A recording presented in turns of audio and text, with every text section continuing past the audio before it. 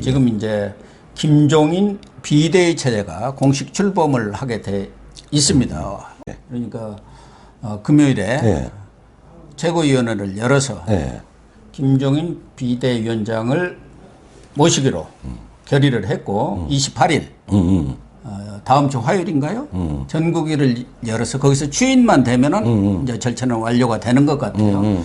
그동안에 김종인 비대위원장이 전권을 달라, 또 기간도 없앤다, 뭐 했는데 뭐 전권은 좋은데 기간이야 다음 전당대회 때까지 내가 전권을 가지고 일을 하겠다, 뭐 이런 선에서 일단 뭐 타협은 된 것 같아요. 그런데 일단 김종인 말하자면은 이번 총선에서 총괄선대위원장이 그때도 구원투수로 나왔습니다마는 어떻게 보면은 수술 집도위로서 또 구원투수로서 재등장을 했는데 그 평가는 어떻게 하세요? 당내에서는 뭐 조경태 의원이라든가 김태흠 의원들 자강론을 주장을 하고 있습니다. 아니 우리도 103명이나 있는데. 아니, 제가 좀 큰 이야기를 할게요. 나는 뭐 개인적으로 김종인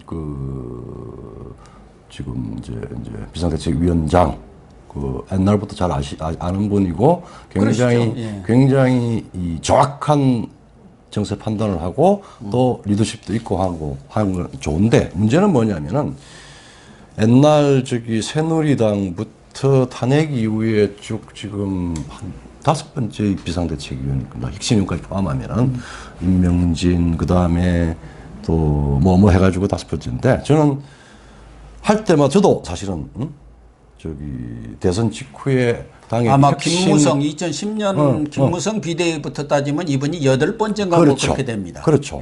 나는 저도 이 홍준표 대표 때 어떻게 돼서 그 혁신위원회 조직 담당 대표위원으로 활동을 했었습니다. 근데 제가 느끼는 바는, 아까 제가 첫 질문이 지금 미래통합당이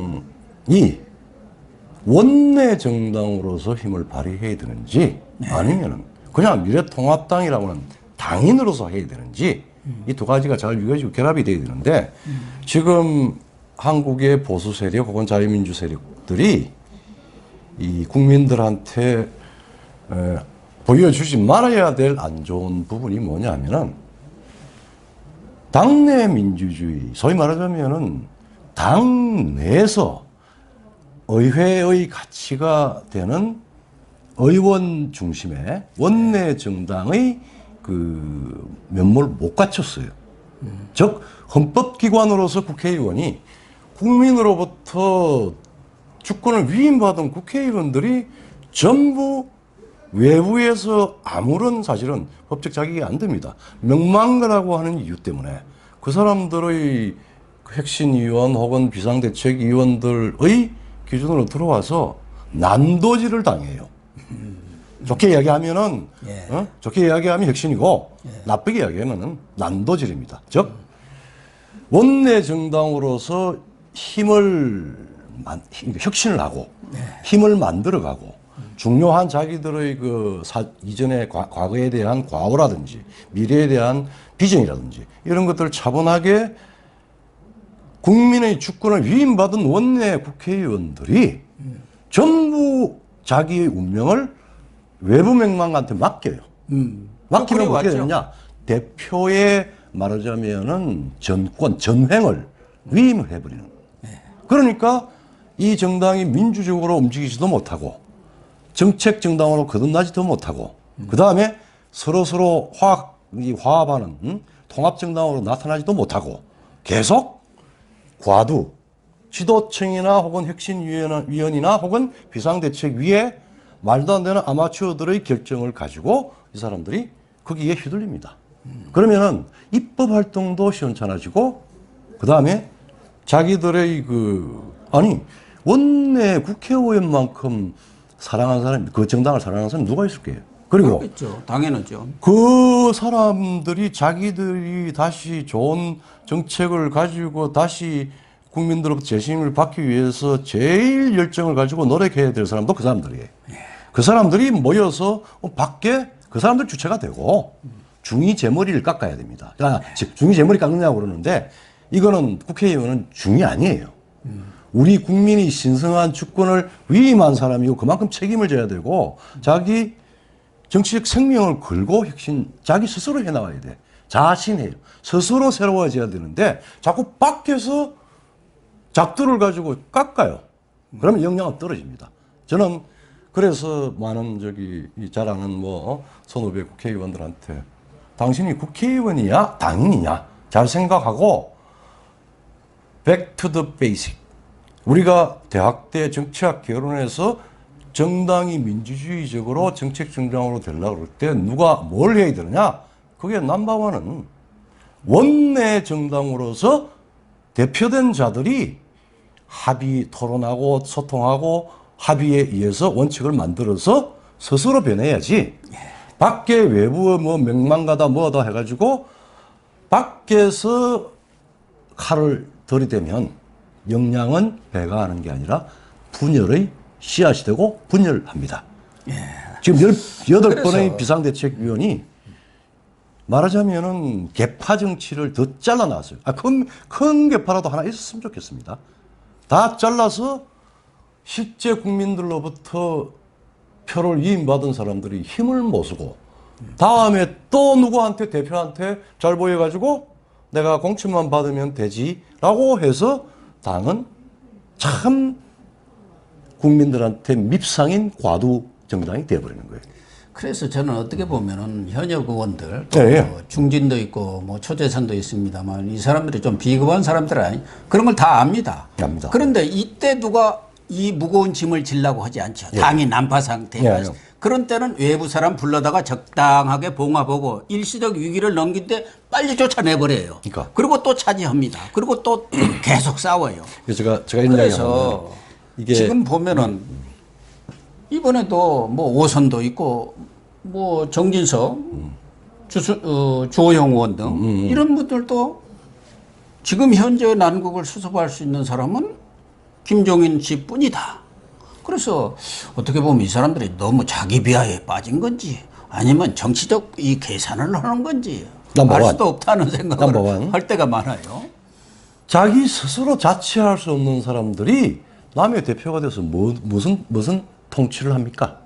무슨 입법을 합니까? 지금 그 이야기는 상당히 오랫동안 지금 현재 소위 야당의 전통상 줄 타서 벼락 출세한 것 이외의 다른 요소를 찾아보기 힘들어요. 자, 그러면은 지금이라도 내 스스로 아까 자강론이라고 이야기했듯이 자치 자강할 수 있는지 없는지 사력을 다해보자 라고 하면 나는 어떤 비상대책위원회가 구성이 되고 위원장이 구성이 되고 위원회가 온 것보다는 정확한 실현 가능한 자강책이 나온다고 봐요.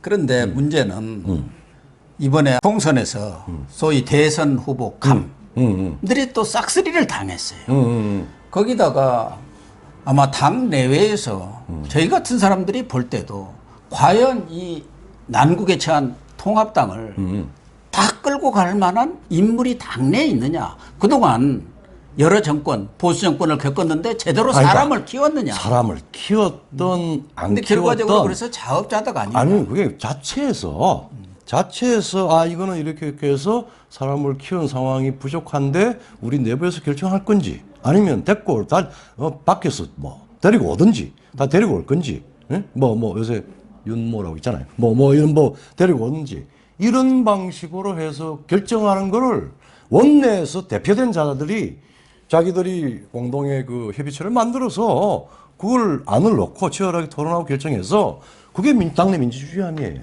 아니 그러니까 그것도 결정을 못 하면서 지금으로서 대한민국의 민주주의를 어떻게 운영하겠다는 겁니까? 저는 여러 차례 103명의 당선인들이 21대 국회를 이끌어갈 수밖에 없고 앞으로 통합당을 책임져야 할 사람들이니까 그 사람들 주인이죠. 그 사람들이 모여서 외부에서 데려오든 내부에서 누구를 선출하든 결정해야 할 것 아니냐. 네.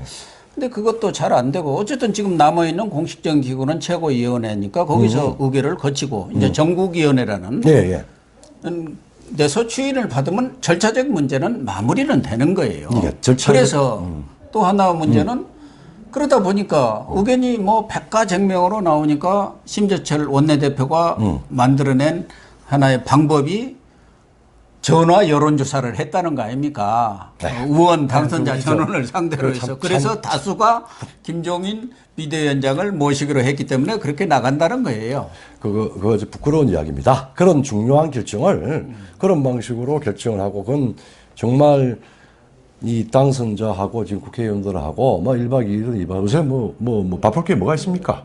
모여서 모든 상황에 대해서 당내 토론을 치열하게 하고 그 자리에서 어떤 합치된 결정을 가져와서 오케이, 그럼 비상대책위원장을 데리고 오자. 아니다. 지금 아니면은 우리 자체 내에서 그 원내로 대표되는 비상위원회를 만들자. 그 방식이 뭐 누구 호선을 하든지 아니면 투표를 하든지 뭘 해가지고 내부로 만들자. 그리고 지금 해야 될 일은 뭐다. 뭐 이런 것들이 그게 모든 조직에서 심플하게 할 수 있는 건데 대한민국의 국회만 그게 안 돼요.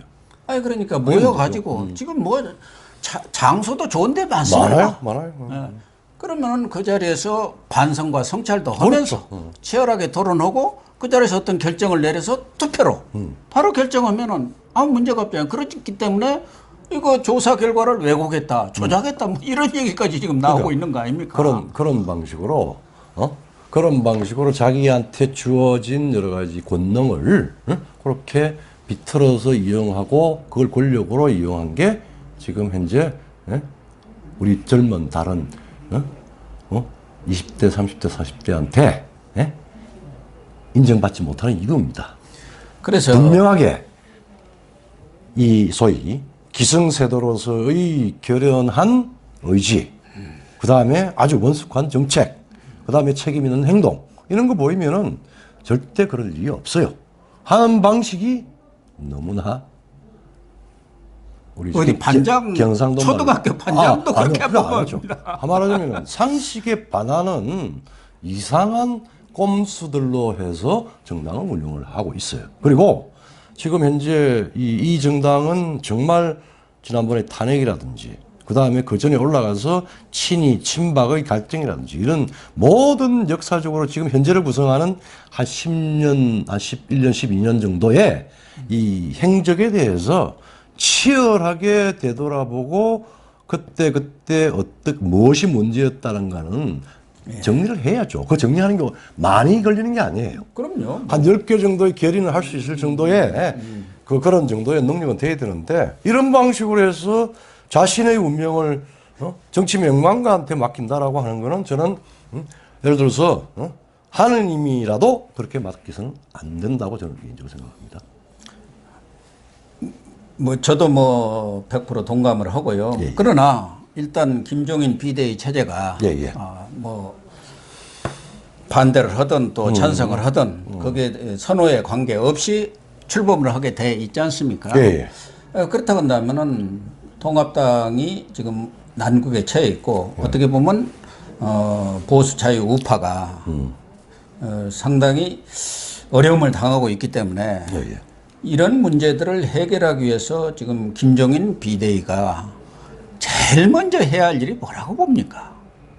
무슨 일을 해야 할 것이냐. 그게 중요하지 않겠습니까? 물론 그 사람들 다 생각하겠지만 또 우리 같은 데서 이렇게 여러 의견을 내주면 그것도 더 참고사항이 될 거니까. 103명이 될지 무소속까지 합해서 107명이 될지 모르겠지만은 일단은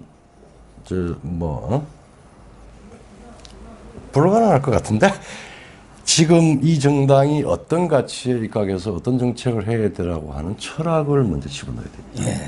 그래서 가치와 철학으로 이 사람들을 뭉치는 방안을 리더십 발휘를 했으면 좋겠고, 두 번째는 지금 현재 아마 지금 우리 김정은 6.25설 아니다. 그 다음에 지금 우리가 지금 바이러스하고 세계대전을 하는 코비드 문제 등등 해서 사실은 지금 대한민국은 퍼펙트 스톰 안에 들어갈 수 있습니다.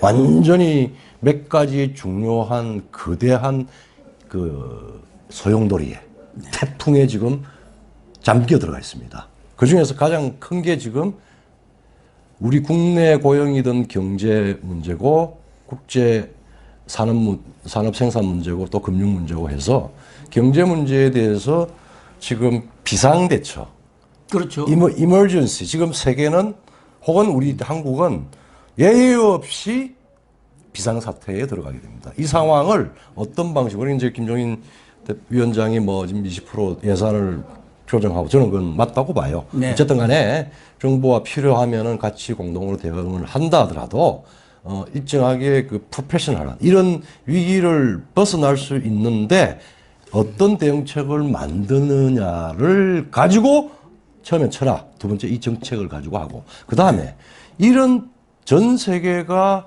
거의 비상사태에 직면한 상황에서 네. 이것을 우리가 헤쳐나가면서 이 위기 속에서 어떤 국가적인 기회가 있는지 그 다음에 그 기회가 있다 그러면은 미래통합당 지금 현재 당이 그 기회에서 자기 당이 잘할 수 있는 요인들이 뭔지를 골라내고 뭐 그런 방식으로 가면은 일단 다음 당 전당대회까지 말하자면은 그 밖에서 뭐 지금 이제 총선 있고 누구 공천하고 하는 문제가 아니니까 예, 예. 굉장히 입법자 국회의원들이 국정의 그 중요한 역할을 할 수 있는 방식으로 리더를 해서 당을 싹 뜯어 고치면은 되고 그 다음에 당 조직도 아마 상당히 좀 손을 대야 될 것 같은데 당 조직은 특히 당뇨 문제인데 너무나 관료화가 돼 있어요.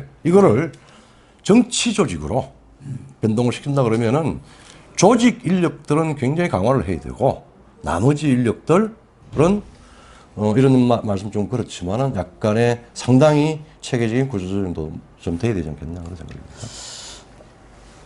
오늘 24일자죠. 조선일보 예, 예. 조간에 보면은 뭐 보수를 대표하는 신문이니까 매트릭스 리서치를 의뢰해서 조사한 내용이에요. 예, 예. 22일부터 23일까지 1000명을 대상으로 거기서 민주당의 압승 원인이 뭐냐 이렇게 물었는데 여당이 잘해서는 22%입니다.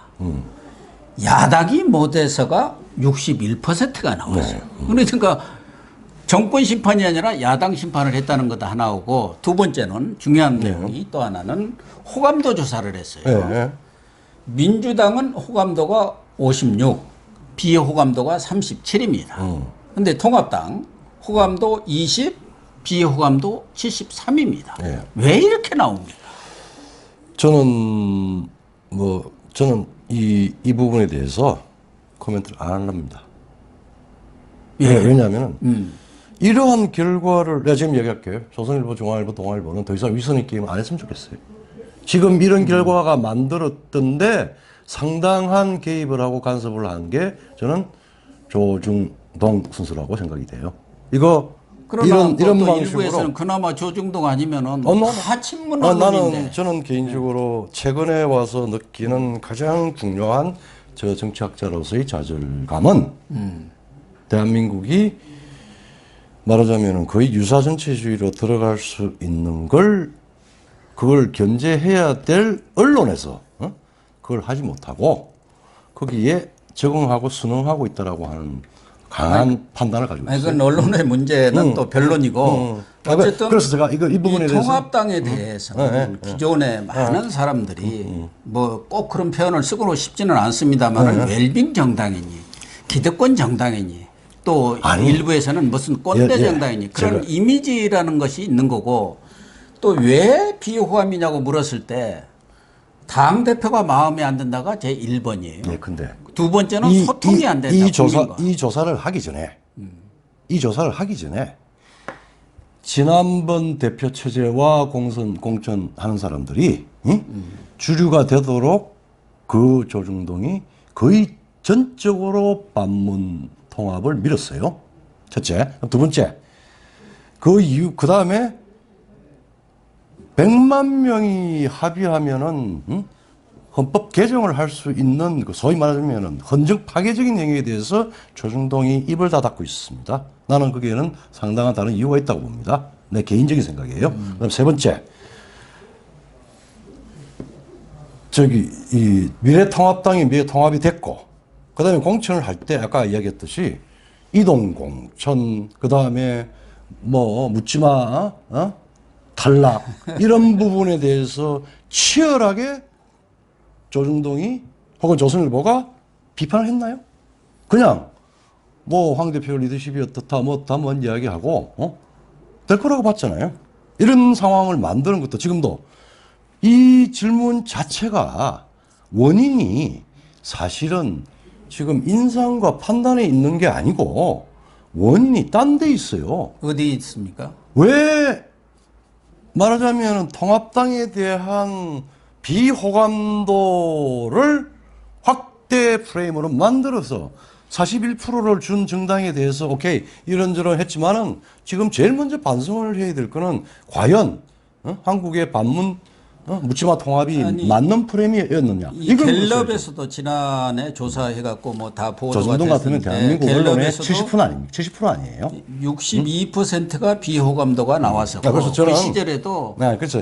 비호감도 그 부분을 저는 이제 이거는 코멘트를 안 하려고 하는 이유 중에 하나가 저는 문제는 당이 상식에 맞추어서 그 다음에 정당 정치의 가장 기본인 정당 민주주의와 정책 정당에 맞추어서 통합을 이루어내면은 그거는 세대의 문제가 아니라 호감 비호감의 문제가 아니라 다시 호감을 받을 수 있다고 생각이 돼요.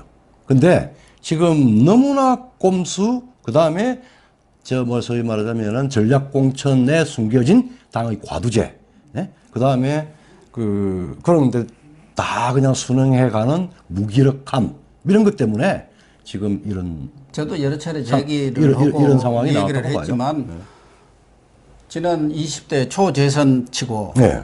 뭐 큰 소리 제 목소리 한 사람 낸 사람이 있습니까? Nothing. 과거에는 그렇지 않았어요. 아니, 그렇죠. 아니 그러니까 지금 그랬기 때문에 당의 비호감도가 이렇게 나오는 거예요. 제가 그렇죠. 볼 때는. 그러니까 당내 민주주의 당이 살아있지를 않아요. 국회의원이 살아있지 않아요. 그래서 그렇죠. 그래서 지금 당내에서는 하나는 네. 우선 뭐 당 대표랄까 네. 그 간판을 좀 전면적으로 쇄신해 보자. 그래갖고 뭐 무슨 830 얘기도 나와요. 아니, 근데 나는 그 얘기도 지금 있고 우리 또 꼬 박사님, 일각에서는 꼬 박사님 그 저기 여러 가지 40대 뭐 신기술원 얘기도 상당히 나오고. 그거는 제가 코멘트를 뭐 하고 싶은 영역이 아니에요. 왜냐면은 저기에 그 구체적으로 제가 뭐 시사 평론을 하는 것도 아니고 그 부분에 대해서는 이미 답은 나와 있는데 이게 너무나 오퍼레이셔널해요. 그 부분은. 그래서 지금 뭐 30대다 어떨까 본질을 자꾸 빼고 이 테크니컬한 절차적이고 도구적인 요소들을 자꾸 막 이야기를 하는데 그 부분을 빼고 가급적이면은 그냥 원칙에 좀 돌아갔으면 좋겠다라고 하는 제 개인적인 입장이고 그러고 그거는 초선이든 재선이든 삼선이든 오선이든 간에 국회의원으로서 대표던 자의 엄중한 책임감을 가지고 자강하고 자치하고 할 능력이 없으면 당장 그만두는 게 나아. 한나라당 때도 그랬고 새누리당 때도 한국당에도 또 우리 교수님들이나 우리 같은 사람이 얼마나 많은 얘기를 했습니까? 그렇다고 해서 뭐 변한 건 없어요. 그러면은 그러나 다시 뭐 늘 얘기한 대로 국민의 수준에 맞는 정치를 가질 수밖에 없다는 게 뭐 그 유명한 얘기 아닙니까? 그런데 지금 논란이 되고 있는 것은 뭔가 당이 젊고 활기찬 당으로 바뀌어야 호감도도 높아지고 아니, 또 그게 젊고 활기차다는 게 아니라 젊고 활기찬 사람하고 갭이 없는 아주 원숙한 판단을 하는 책임 있는 자들이 많아져야 되는데 거꾸로잖아요. 물리적으로 30, 40대한테 모든 걸 대표할 수 있는 사실상의 그 상황이 안 돼요. 아니 뭐 그렇게 하자는 그다음에 게 좋은 건 아니에요. 그러니까 저도 뭐 그래서 찬성하는 건 아니고 그런 얘기들이 나오는 데 대해서 저는 정치학자 의견을 물어보는 개인적으로 거지. 제가 찬성한다. 그건 물리적인 다른 나이나 세대나 그런 게 아니라 본질이 자꾸 이 표피적인 걸로 자꾸 논의가 되는 것 자체에 대해서는 저 개인적으로는 코멘트를 하고 싶은 생각은 없습니다. 또 하나는 이제 정책의 부분에서도 많이 논란이 되고 있는 것들이 지금 남북 관계라든가 이런 부분에 대해서도 너무 냉전 의식 속에 있었던 거 아니냐. 그래서 지금은 어쨌든 세계적인 조력과 평화 이런 쪽으로 흘러가고 있는 것이 맞기 때문에 그런 부분에 어떤 남북 관계에 대한 인식이랄까 이런 것에 대한 전환도 필요하지 않느냐는 얘기도 나오는 거고 또 하나 좀 많은 차이를 여야 간에 보였던 것들이 이제 복지 부분이란 말이에요. 우리가 뭐 네. 복지 포퓰리즘이다. 그러나 뭐 서구 유럽을 물론이고 어디든 간에 그런 복지 부분, 평등이랄까, 또 공정의 문제 이런 것들은 상당히 화두가 되고 있기 때문에 무조건 그걸 타깃시할 게 아니라 보수 쪽에서도 좀 유연한 대응이 필요한 거 아니냐는 얘기도 나오고 있는데 그런 부분은 또 어떻게 생각합니까? 정책적인 차원에서. 우선 뭐 평화 그러는데 지금 뭐 이쪽에서 지금 집권당이 뭐 소위 말하는 평화 쇼를 한다 그러면은 쇼가 아닌 진정한 평화는 뭐다라고 하는 대안이 나와야 되겠죠. 그게 냉전하고 달라요. 지금 현재에 부닥치고 있는 문제는 정말 중국과 북한과 미국과 중국의 전쟁 이런 것들을 보면은 단순히 우리가 평화로워야 된다는 당위로만 될 수 없는 엄중한 현실이 있습니다. 그거라서 반평화가 아니라 진정한 평화를 위한 방법이 뭔가를 제시를 해야 되겠죠. 그 제시한 적은 없습니다.